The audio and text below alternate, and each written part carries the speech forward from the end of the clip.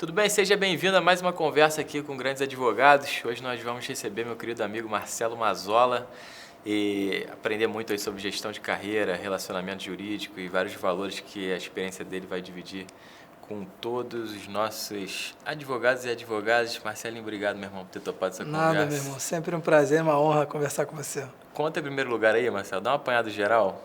Seus predicados, sei que são muitos, seja breve. Tá? Dá um apanhado geral aí da sua... Eu sei que você já estudou comigo, a gente dividiu mestrado, doutorado, pós-doutorado lá na UERJ. Mas conta um pouquinho da sua trajetória na advocacia também, brevemente. Assim, eu dividiria em dois flancos, né? Tem a veia acadêmica e, realmente, como o Zé comentou, eu comecei tarde a vida acadêmica, né? Eu já tinha, 36, 37 anos, fiz o mestrado na UERJ, depois emendei no doutorado também na UERJ e ano passado concluí o pós-doutorado na UERJ também. Acabei fazendo a tríplice coroa lá, né, na UERJ. Então, isso me deu alguma projeção, alguma visibilidade acadêmica que eu nunca poderia imaginar, portas que iriam se abrir, né?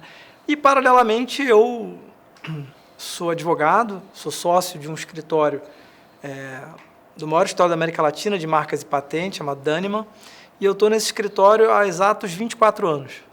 Então é uma vida, né?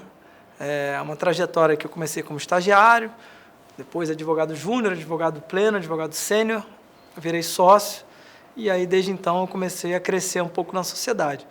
Além disso, sou professor da Escola de Magistratura do Rio de Janeiro de Processo Civil, e basicamente essas são as minhas qualificações, meus títulos que eu conquistei até aqui. Show. Então vamos conversar um pouco sobre essas duas frentes, né? Você deve ter tirado muitas conclusões em relação à sua carreira profissional.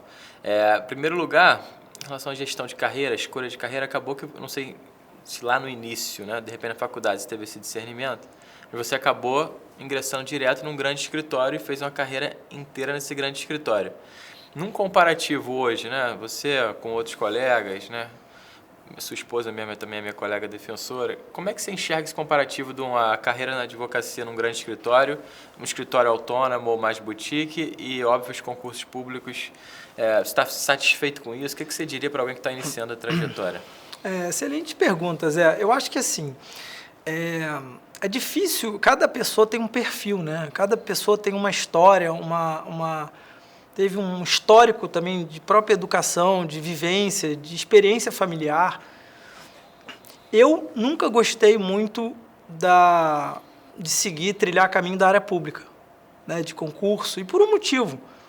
A minha vida sempre gostei um pouco de emoção. Então, a vida privada te permite isso, é viagem para cá, é caso novo, é reunião, cliente diferente e tal. Só que, por outro lado, você falou bem, minha esposa é defensora pública, a minha esposa ama a vida pública, que é algo absolutamente estável. Você tem o teu bom salário no final do mês na tua conta, faça chuva ou faça sol, você não está muito sujeito, né, às intempéries da vida, né, da vida privada. Então, é um pouco do perfil. Acho que falando agora, se pudesse como casal, tivesse um mix, né, um da área privada, um da área pública, faz uma boa tabelinha. Mas o que me motivou, assim, por exemplo, não ir para a área pública ou não fazer um concurso? É que eu sempre gostei muito de advogar, desde a faculdade, passando pelos períodos de estágio, eu sempre gostei de criar teses, eu sempre gostei de receber cliente, de subir na tribuna, de fazer defesa. Então eu via isso e achava que a minha veia pulsava mais para esse lado, né, da advocacia privada. E me descobri, porque um escritório de advocacia, a gente não pode pensar que qualquer pessoa que vai ingressar agora vai conseguir um escritório de ponta, né? É um caminho. Eu trilhei vários escritórios antes de parar no escritório que hoje eu estou. Nem sempre é fácil. Na minha época, eu acho que você nem pegou isso. Tinha aqueles diários oficiais que eram jornais. Todo dia de manhã eu lia 2h30 de diário, rabiscando no diário, e a mão ficava toda preta. Eu tinha que ir para o fórum de Bangu, fórum de Petrópolis, eu ia de ônibus. Era a minha realidade, né? Só que aí as coisas vão crescendo, você vai ganhando algum status no escritório, você vai montando uma equipe e você acaba tendo outro tipo de atividade, outras tarefas. Mas se eu pudesse dar um conselho, alguma coisa do tipo, eu falo, cara, segue o seu coração. Porque assim, não adianta você ficar pensando só na sua estabilidade se você vai ser infeliz. Não adianta você também querer fazer loucura achando que você vai ficar rico, porque se você não ganhar o dinheiro que você imagina, também você vai se frustrar. Então você tem que buscar realmente assim aquilo que te inspira, aquilo que te dá vontade de ir para o trabalho, criar uma tese nova, criar um caso novo, montar uma equipe, estruturar uma rede de apoios com parceiros, relacionamento com magistrados. Eu gosto disso. Então, daí porque foi a minha escolha. Em relação a um grande escritório, assim, né, que tem todo um plano de carreira, às vezes mais, às vezes menos claro, ou a pessoa que às vezes quer começar a advogar por si só, pega um cliente aqui, um conhecido. Você enxerga alguma forma de desenvolver um critério aí para quem está recém-formado, ou às vezes está querendo retomar a advocacia, ou está meio insatisfeito? Eu acho que bom questionamento também. Eu acho que a advocacia ela tem muitas portas, né? E cada porta com uma possibilidade. Eu tenho grandes amigos que estão fazendo hoje voos solos, estão pegando alguns casos e tocando. Eventualmente, um caso que eu não possa advogar tenha conflito ético, se for um amigo meu que eu confio e tal, eu posso eventualmente indicar. Só que é uma advocacia que você vive numa montanha-russa, né? Porque num mês pode ter muito cliente, no outro mês não. Então, você realmente está muito suscetível a essa variação financeira, né? Quando você atinge um status já assim, bastante evoluído, você pode vir a ser um consultor, e aí sim, eu acho que você pode ser consultor de alguns escritórios de advocacia, aí você pode até ter alguns contratos fixos que te deem alguma estabilidade. Mas, no início da vida profissional, se você puder entrar num escritório, a chance de você ter um potencial crescimento e uma estabilidade financeira é maior. O que eu sinto hoje em dia é que os jovens, de uma maneira geral, eles são muito ansiosos. Então, o cara entra ganhando um salário X, daqui a 6 meses ele já quer ser aumentado em R$ 1.500, ele já quer mais R$ 2.000. Por quê? Porque está passando tempo. Mas que tempo? 6 meses, 1 ano? O que você fez para ganhar mais? Né? Então, eu noto isso. E existe uma faixa salarial hoje no mercado privado, advocacia privada, que há muita rotatividade. Sim. É justamente isso, porque aquele cara, aquele menino ou menina que mora sozinho e que o dinheiro faz muita diferença naquele momento, então ele quer morar sozinho. Qualquer R$500 ele muda de escritório. E às vezes ele deixa 2, 3 anos de trajetória, de caminho, que poderiam daqui a talvez mais 2, 3 anos catapultar ele lá na frente e fazer ele dobrar, triplicar de salário.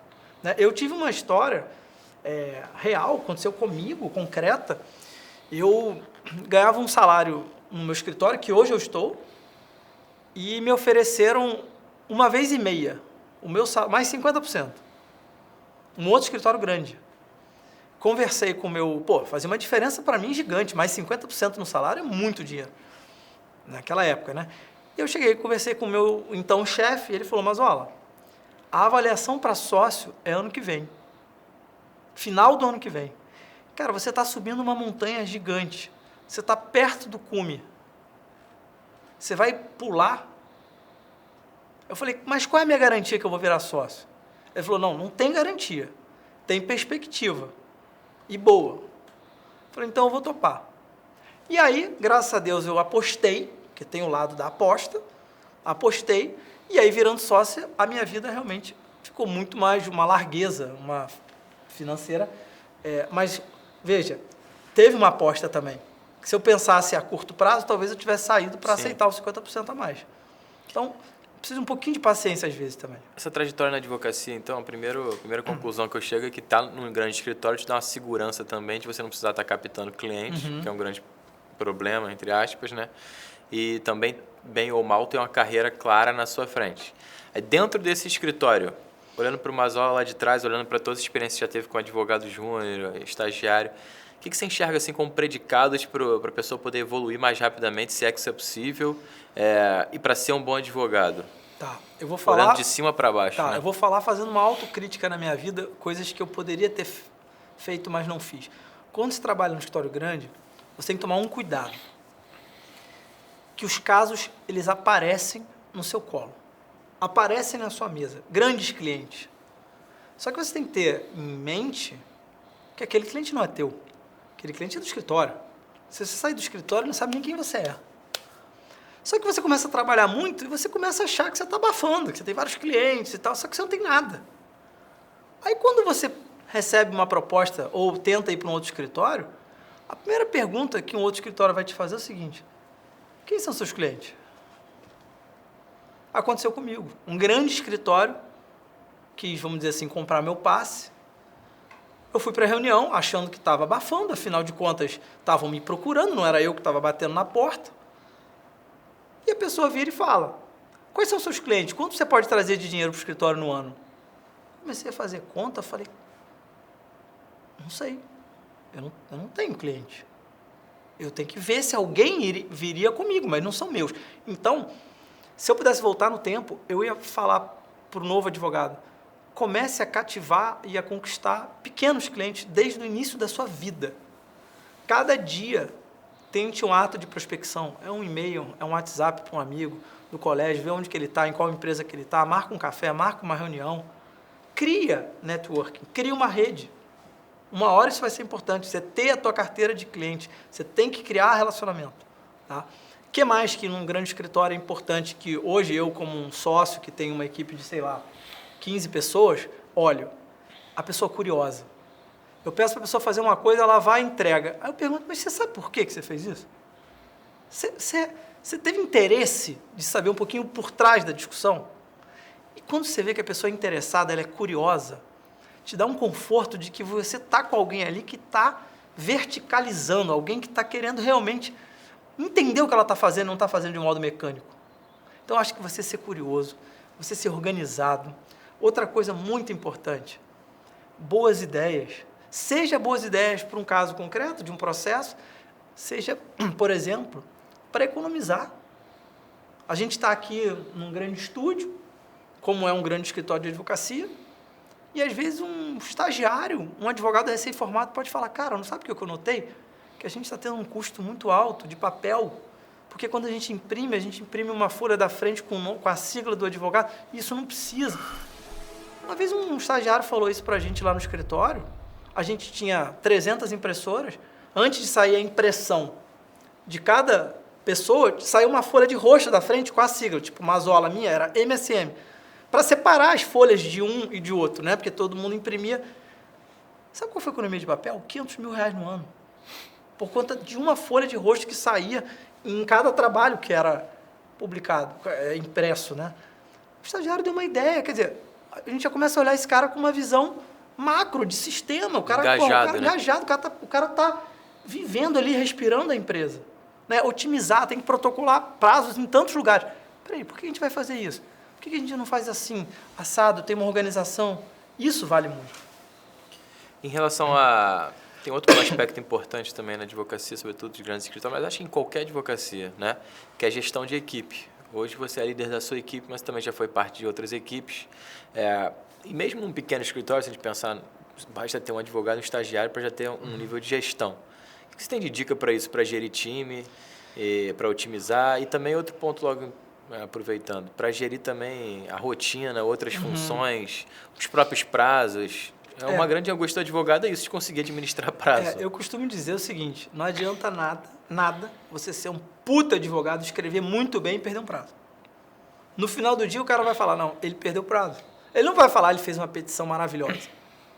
Então, a advocacia, num primeiro momento, é uma advocacia de proteção. Eu preciso me organizar e me controlar para cumprir os meus prazos. Como que eu me organizo? Eu criei na minha equipe métodos de controle de prazo, sistemas.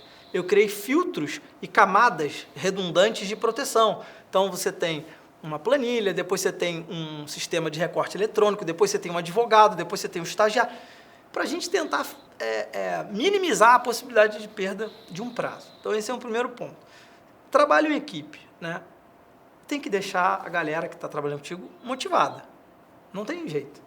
Seja salarialmente, seja motivacionalmente, porque às vezes você não consegue aumentar na hora que você quer, né? Às vezes é um escritório grande, você depende de outras aprovações, mas você tem que dar feedback, cara, olha, você está indo bem, porra, aqui você deixou a desejar, você quer uma indicação de livro para você ler, para poder você, enfim, se aperfeiçoar, quer ir comigo para um despacho para ver como quer ir para uma audiência, sabe? A pessoa interessada, a pessoa que quer vestir a camisa mesmo. Então, a equipe, você tem que deixar essa equipe fazer reuniões, pegar o que cada um tem de melhor. Uma vez um chefão lá do meu escritório falou para mim o seguinte: Mazola, um time não é feito só um baralho, não é feito só de ás.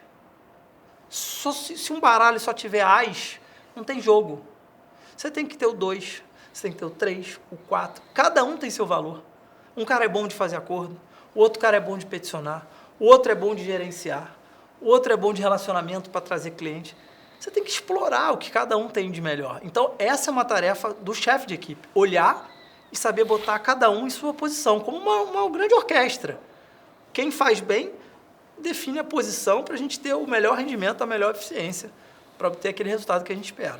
Agora, mesmo dividindo essas virtudes de um e de outro, tem que ter um certo grau de aperfeiçoamento profissional também, né? Isso acho que na advocacia é uma presente. Eu queria te perguntar, como é que você acha que a gente consegue implementar na vida do advogado ativo, né? Uma rotina de estudo? E aí também falar um pouco sobre a vida acadêmica, quando, como e será que é necessário? Assim, não é fácil, né, Zé? A gente viveu um pouco isso, você na vida pública ou na vida privada, que é mesclar o trabalho com a vida acadêmica. A gente pode falar na UERJ, porque o mestrado foram dois anos, o doutorado mais 4 anos, e a gente sabe que era pancada, era um volume absurdo de coisa para ler, com um monte de aula, seminários para apresentar, artigos para escrever, a própria tese, né, para elaborar. Não era fácil. Eu tive alguma facilidade do escritório em tolerar isso meu, mas eu combinei com o escritório. Eu falei, olha, a minha aula é de 7 às 9h30, 10 horas. Então, 2 dias eu vou chegar mais tarde, mas eu vou compensar saindo um pouco mais tarde. Né? Dá tempo. Você acordar mais cedo, dormir mais tarde, durante um período da sua vida, isso faz parte do jogo, não é para sempre. Eu, para a minha equipe toda, eu estimulo. Então, a Natália hoje, que é meu braço direito, ela também entrou no mestrado, concluiu o mestrado, e às vezes eu precisava dela para fazer uma audiência, ela estava no mestrado. Isso no primeiro momento me deixava, porra, que droga, ela não está aqui. Mas eu pensava, porra, mas é uma aposta que a gente está fazendo futuro, é bom de preparação, de capacitação. Porque aí você me pergunta, mas o que a vida acadêmica contribui para a vida profissional? Muita coisa. Primeiro, muitas vezes os professores das faculdades são juízes, desembargadores e ministros.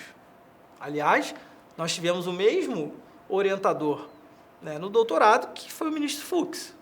Então, hoje, se existe algum tipo de relacionamento, a gente deve isso ao mestrado, doutorado. Na própria UERJ, a gente tem o ministro Barroso como professor também, vários desembargadores do Tribunal de Justiça do Rio de Janeiro dão aula lá. Então, primeiro, você já cria um networking, um relacionamento que é saudável, absolutamente saudável. Você precisa despachar um caso, você já chega com um cartão de visita sabendo que você é uma pessoa séria, um estudante, né? Ou às vezes um professor já. Então, esse é o primeiro ponto. O segundo ponto é que quanto mais você lê e mais você estuda, você tem uma caixa de ferramenta mais apurada. Então, o cara vem com um abacaxi para você, um caso super complicado, aí você abre a tua caixa, como você está estudando, a tua caixa é pelo menos 3, 4 vezes maior do que de uma pessoa que não tem essa bagagem acadêmica. Então, você fala, peraí, tive uma ideia, vamos fazer um instituto de resolução de demandas repetitivas. Aí a pessoa já fica te olhando, o que esse cara está falando? Não, vamos fazer um incidente de assunção de competência. Não, já tive uma ideia, vamos deslocar a competência. Você consegue pensar fora da caixa. Porque você tem tanta ferramenta, tanta bagagem, tanto conhecimento, que você, na prática, acaba tirando da cartola algo que poucas pessoas pensariam. Eu vejo isso no meu lado profissional de forma muito flagrante. Tive situações em que eu tive que criar soluções para viabilizar bons resultados. E se eu fosse seguir o trivial ali, né, o by the book, certamente o desfecho teria sido outro. Então, a parte acadêmica agrega, adiciona, potencializa a tua atuação profissional. Você sente que isso também te abre portas junto ao judiciário, pelo menos dá uma credibilidade maior? E como que o advogado pode aproveitar essa parte acadêmica ou eventualmente um livro que publicou, às vezes até uma obra coletiva para poder, pelo menos, dar uma melhor imagem para o judiciário? Eu acho que, assim, cada vez que você contribui colocando aí vamos chamar assim, um tijolinho no muro da ciência processual, fazendo um artigo, escrevendo um livro, é algo que é um legado, você deixa isso. Né? Alguém pode vir amanhã e te citar. E a gente que tem essa veia acadêmica, a gente sabe, é muito legal quando uma decisão judicial te cita. né? Algum ministro, algum desembargador, algum juiz, que é reconhecimento do seu trabalho. Então, a gente sabe disso. Então, eu acho que mesmo as pessoas que estão começando a vida acadêmica, se puderem escrever artigos em blogs, se puderem escrever algum tipo de coisa para se mostrar minimamente, né? Eu acho importante, eu acho interessante, mas com tanto que seja um trabalho sério, não aquele artigo de dois, três parágrafos, o cara falando óbvio, né? Transcrevendo um artigo de lei. Não, mas se você puder desenvolver alguma coisa, pede ajuda a uma pessoa que tem um pouco mais de experiência, faz em coautoria. Agora, eu não tenho dúvida nenhuma, que esse caldo acadêmico que a gente consegue depois do mestrado, doutorado, pós-doutorado, abre muitas portas. Sabe por quê? Porque você vai despachar com um desembargador, pô, você tem um cara que tem livros publicados, você é um cara que dá palestra, você é um cara que chama, às vezes, o desembargador para palestrar em eventos seus. Você vai chegar lá e vai mentir para ele? Por causa de um caso, vai contar uma história, você vai se queimar dessa forma? Você já goza de uma presunção de que você está ali falando o que é realmente a verdade, de absoluta boa-fé. Então, acho que você chega com um status de respeitabilidade maior. Não quer dizer que você vai ganhar o caso, mas quer dizer que você vai ser ouvido, aquela sua tese vai ser examinada, ponderada, né? Porque, afinal de contas, é um professor ali que divide com você, às vezes, palcos, divide congressos, seminários, e não faz o menor sentido esse tipo de ruído, desgaste na relação profissional por conta de um processo específico. A vida não é feita assim não se trabalha assim no lado, enfim, que a gente não é cartesiano da coisa. Agora, um outro aspecto importante para advogado, Marcelo, é o relacionamento, né? Acho que relacionamento é uma ferramenta obrigatória para o advogado, né? Muita gente olha para o relacionamento e já pensa da pior maneira possível, mas a gente sabe que no dia a dia, se eu fosse precisar de um advogado, você também tinha precisar de alguém bem relacionado. Esse relacionamento, eu acho que tem 3 frentes que a gente podia abordar. Primeiro, relacionamento com o cliente, que eu acho que é algo indiscutível. Depois a gente fala de relacionamento com a magistratura, com outros advogados, mas em relação ao cliente. Primeiro ponto é captação de cliente, que é uma grande dor. Você mencionou aí que a gente tem que estar com o alerta da captação ligada, mas em matéria de captação, você teria mais alguma dica para dar? Que eu você acho aprendeu? Que, assim, claro, eu acho que talvez um grande aliado nosso, do advogado, na captação, seja o próprio cliente. Eu tenho uma história que, a partir de um caso que eu ganhei para um cliente X, era um cliente que tinha uma confraria de vinhos e, enfim, vários empresários nessa confraria, porque eu ganhei o processo dele.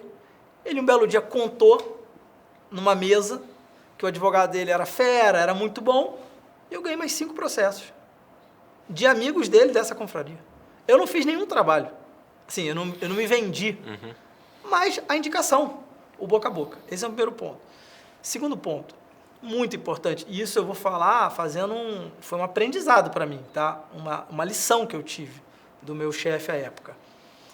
Quando você tem um cliente, você tem que entender qual é o business dele, o que ele faz.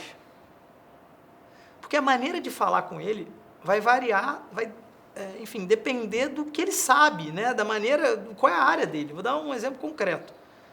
Eu tinha um cliente que era dono de várias lojas de bicicleta. Era um cliente humilde, mas tinha uma condição, porque tinham várias lojas, mas ele, assim, eu digo de escolaridade, ele era um cara, assim, mais humilde nesse ponto. Uma vez eu fui escrever um e-mail para ele, e escrevi assim: prezado Tananã, com relação à reconvenção proposta nos autos da ação tal, em que o juiz analisou a denunciação da lide e não sei o que, o juiz rejeitou a preliminar de inépcia. Aí o meu chefe vira e fala assim: Mazola, você está de sacanagem, né? O cara sabe vender bicicleta. Ele não sabe o que é uma inépcia, ele não sabe o que é uma reconvenção. Você tem que falar com ele de uma maneira que ele entenda. E aí eu escrevi: prezado fulano, nós ganhamos essa parte da ação, nesta outra perdemos, vamos recorrer, darei notícias em breve. Ele falou: é isso que o cliente quer. O cliente quer entender. Então, toda vez que agora eu escrevo alguma coisa, eu analiso. Para quem que eu estou escrevendo? É para um diretor jurídico de uma multinacional? Não, é para um empresário que vende peixe. Então, esse cara tem que falar de uma maneira que ele entenda. Então, isso é importante, sabe por quê? Você personaliza, você customiza a relação com o cliente. Não é feio você falar de forma leiga. Feio é o cliente não entender o que você quer falar. Exatamente. Em relação à gestão do cliente, acho que você já falou, né, nesse ponto. E depois, em modelo de contratação. Isso também, acho que tem muitas opções na advocacia, né? Se contrata na sucumbência, no êxito. Eu queria voltar nesse ponto só da gestão, porque também... Reunião com o cliente, disponibilidade. Muita gente até reclama que o cliente perturba muito. Eu queria voltar nesse ponto, que eu acho importante, que é o seguinte. Cada cliente tem um jeito peculiar. Tem aquele cliente que não quer saber do processo e só aparece quando você avisa ele. Tem um cliente que fica no F5, o processo piscou, ele manda. Doutor, o que houve? Né? Tem cliente que é meio termo. Tem cliente que quer... Sabe aquela piada que você fala? Essa reunião poderia ter sido uma reunião que poderia ter sido um e-mail? Você fica 1h30, o negócio poderia ter sido um e-mail. Parece que o cliente quer te ver, ele precisa te ver de vez em quando, né? Quase que uma terapia. Mas o fato é que assim, você tem que entender. Né? É o cliente que paga o teu salário, né? Os teus honorários. Então, o que eu tento fazer? Eu tento primeiro conhecer o cliente. Qual é a dinâmica desse cliente? O que ele precisa? Tem cliente que quer relatório semanal. Então, é do jogo. Vamos fazer um relatório semanal para atender o cliente. Ok. Tem cliente que não. Tem cliente que quer saber qualquer movimentação do processo. Então, eu já treinei minha equipe dizendo, olha, você é o advogado desse caso, o processo saiu da prateleira 1 para a prateleira 2, você vai ter que informar. E aí você vai ganhando um pouco de confiança e respeitabilidade do cliente, que o cliente está vendo que você realmente está fazendo aquilo para ele.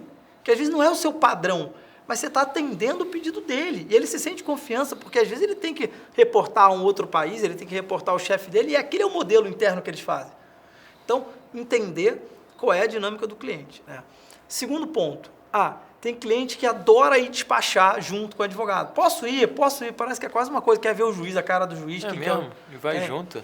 Muitas vezes, pergunto ao juiz antes. Falo, excelência, o cliente tal tem algum problema? Porque a pior coisa é o juiz te dar lá um passafora com o teu cliente na sala. Né? Então, eu tenho esse cuidado de saber e tal, de perguntar. Mas eu acho que a grande, se eu pudesse dar assim, uma contribuição, a grande questão é você ter o feedback do cliente. Falar, de vez em quando, ligar, cara, tá tudo bem, tá sentindo falta de alguma coisa da nossa parte aqui, a gente pode melhorar em algum ponto e tal. E aí, cara, como num processo de relacionamento mesmo, né, de aprendizado, sabe? O que a gente pode evoluir? E aí você vai encaixando, o cliente vai te passando mais processo, aí sai de uma empresa, vai para outra, te indica. Isso também já aconteceu muito comigo. Um cliente era de uma empresa, gostava do trabalho, foi para outra. Quando foi para outra, ele falou, eu quero trabalhar com Mazola. Então, eu não fiz nenhum trabalho de captação. Eu ganhei uma empresa porque eu fiz um bom trabalho na outra. Isso acontece também. Em relação a essa contratação, que modelos que você acha mais funcionais, menos funcionais? Pois isso varia muito, Zé, porque tem cliente, por exemplo, clientes estrangeiros, eles preferem um modelo prolabore e êxito. Eu quero um valor de entrada e um êxito se você ganhar a ação. Tem clientes que querem pagar por mês. Todo mês eu quero pagar um valor. Tem clientes que fazem de modo semestral. Né? Para mim, sendo bem sincero, não importa muito. Eu só vou pegar o caso no êxito se eu estudar e achar, né, obviamente, que tem chance de ganhar o caso. Mas para mim não importa muito o modelo em si. Importa, sabe aquela história onde pinga não seca? Né? Então, se você fizer um orçamento que te atenda às suas despesas mínimas e que aquela coisa vai girar, se você tiver um conforto de fluxo de caixa, você puder autorizar esse parcelamento e não for ruim e for bom para o cliente, é do jogo, vida que segue. Agora, o que eu mais gosto, né, é emplacar bons orçamentos. E aí também acho que a gente pode dar talvez uma dica para o advogado, né? O cliente, quando ele chega com um caso, se ele chegar perdendo o caso, ele diz que o caso dele é o mais importante da vida. Só quando você ganha o caso, ele vira e fala, doutor, mas não era tão difícil assim, né? Porque... Então, tem um lado assim que é esquisito às vezes, né? Então, o que eu faço? O cliente chegou numa situação vamos dizer assim, de sofrência, estou desesperado e tal. Desfavorável. É a hora de você cobrar bem.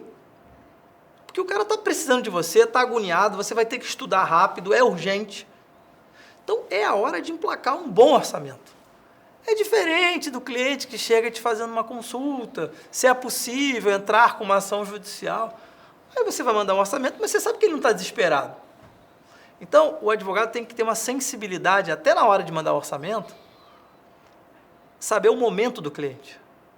Não é se aproveitar da fraqueza do cliente, mas é entender que se o cara está desesperado, ele vai te demandar muito mais. Vai te ligar de noite, vai querer que trabalhe de madrugada, vai querer amanhã de manhã revisar a petição, ele vai querer o resultado, ele vai te cobrar.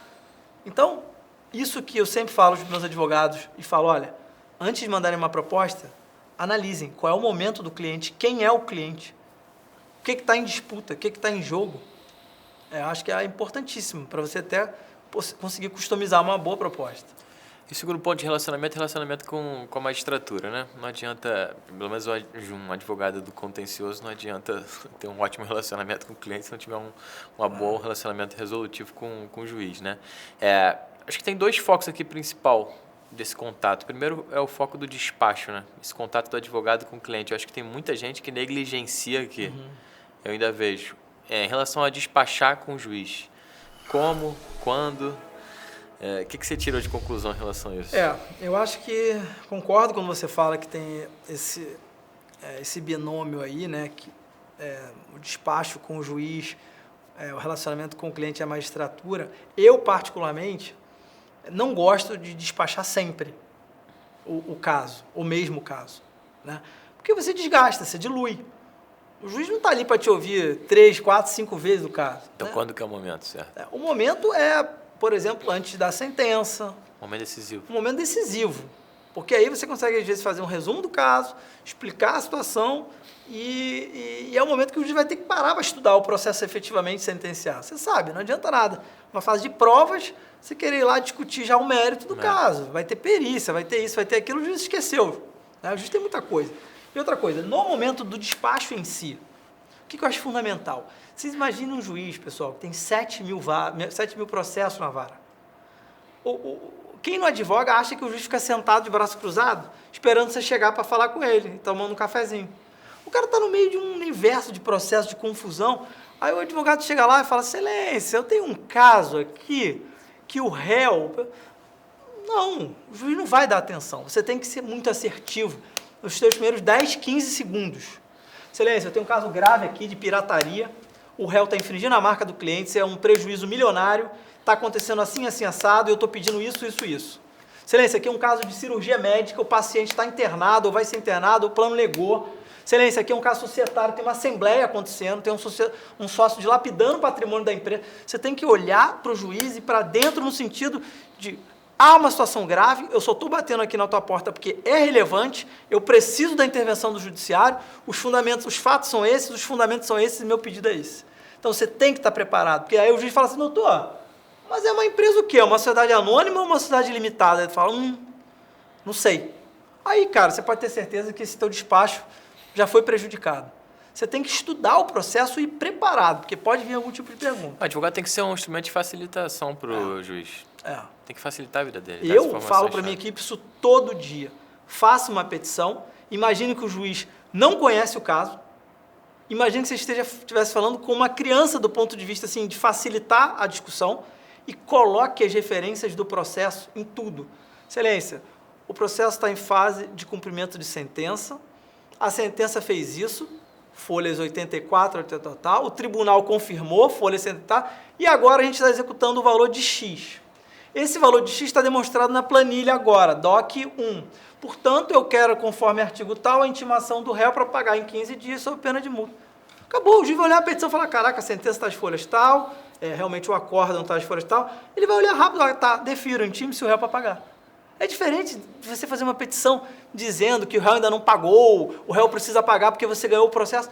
Mas conta a história, começo, meio e fim. Explica que fase que está o processo, coloca as referências dos autos, onde o juiz vai achar aquele documento que você está fazendo referência. Facilita a vida do juiz.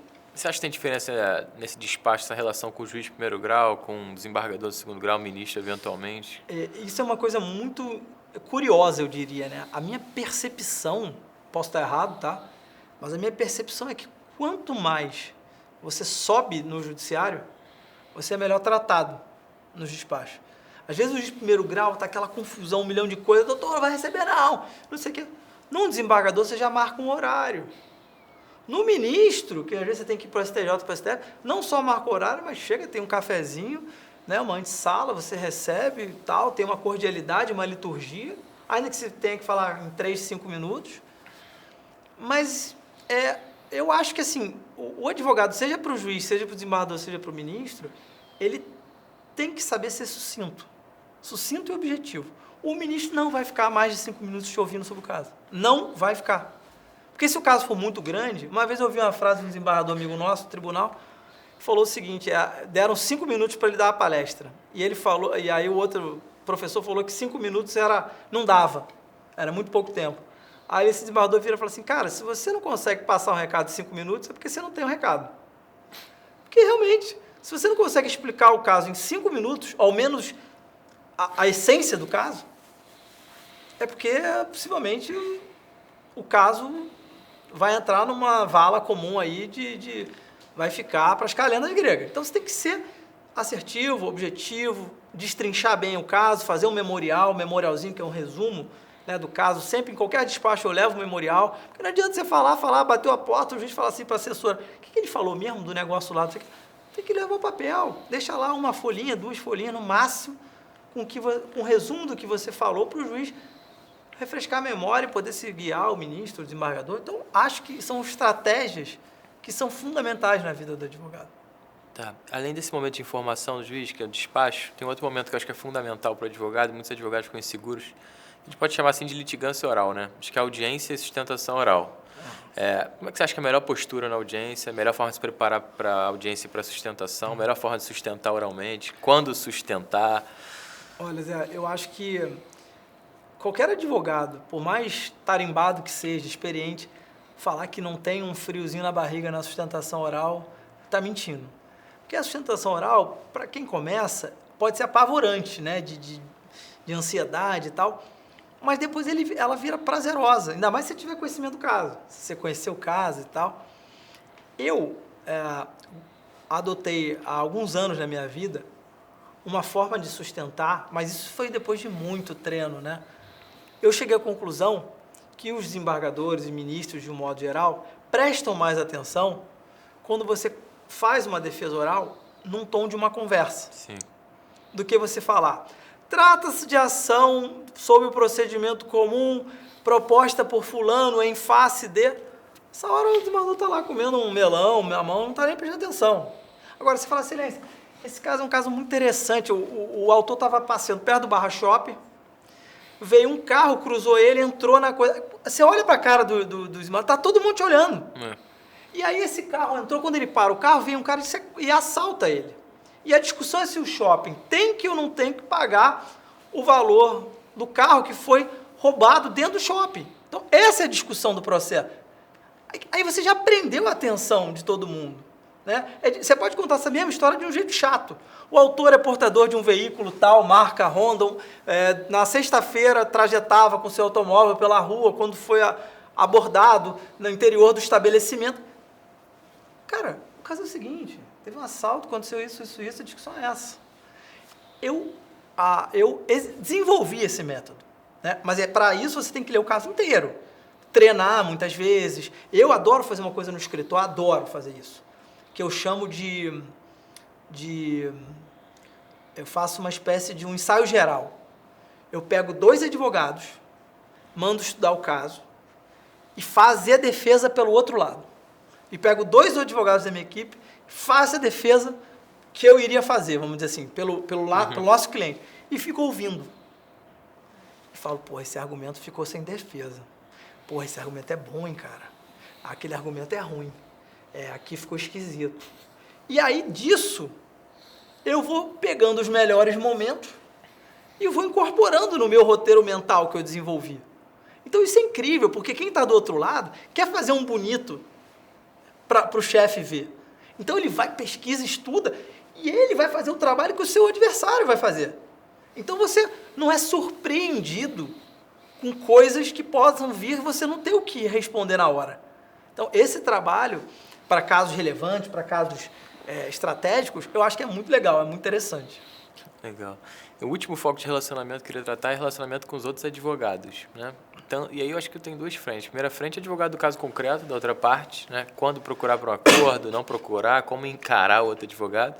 E uma segunda frente é advogados que não estão no caso concreto, eventualmente, mas que podem te trazer algum benefício, fazer alguma parceria.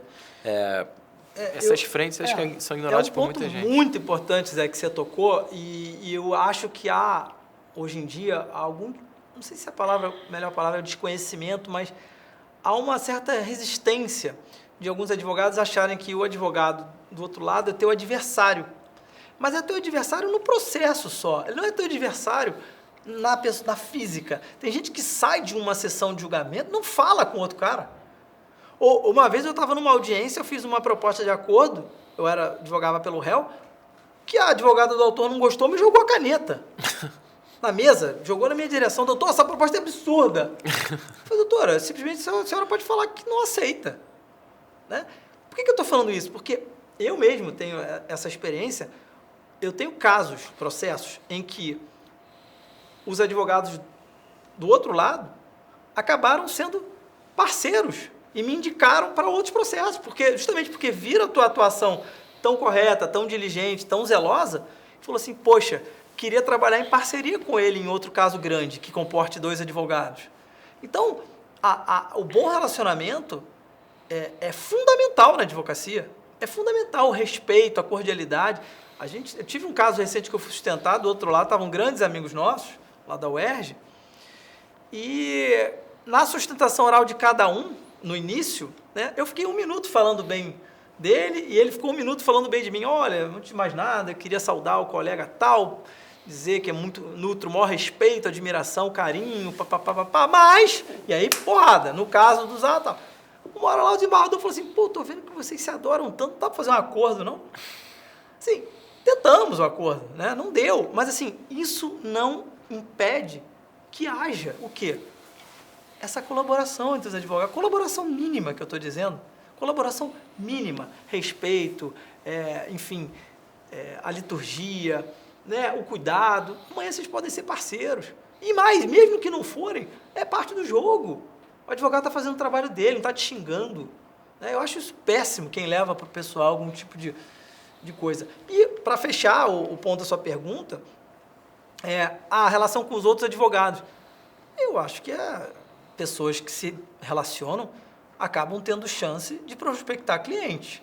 Porque, por exemplo, eu te falo, eu trabalho muito na área de marcas e patentes. Você está numa festa, você está num lugar, surge um tema, o nego fala, pô, e quem que é o advogado aí de marcas e patentes?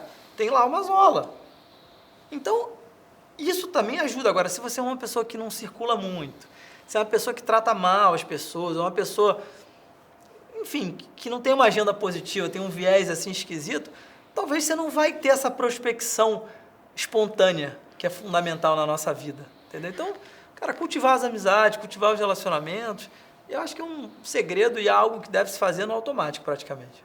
Perfeito, meu irmão Marcelo. Obrigado, meu amigo. Verdadeira aula aí sobre carreira na advocacia. Alegria minha. Sempre bom te receber aqui no Instituto, as portas estão abertas. Obrigado, cara. Obrigado, meu irmão.